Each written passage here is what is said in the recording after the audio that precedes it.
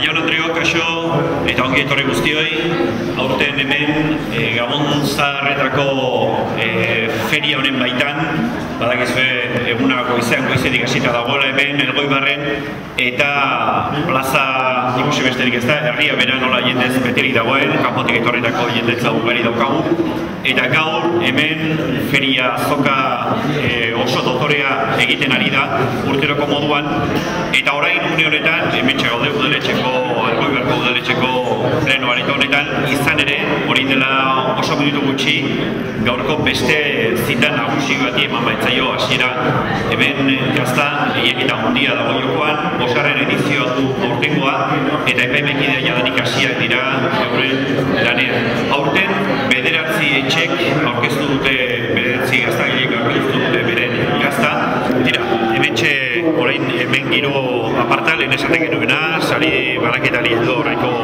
giroa, baina gaur hemen Elgoibarren goizetik hasi da punta-puntako giroa, esan dizuegu, arazkiak eta fruituak izan direla goizetik hemen plazak atundu dituzten produktuak, eta goizeko irudi batzuk ekarriko ditugu, orain gogora.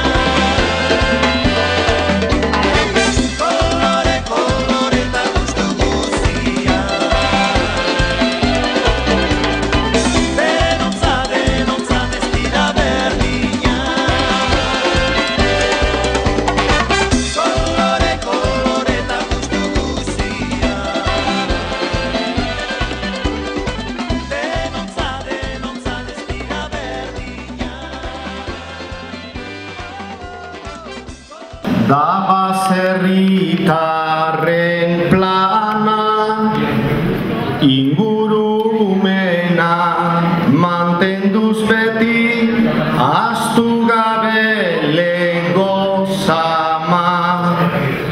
Ikusirikan postu guztiak, horra hemen banan,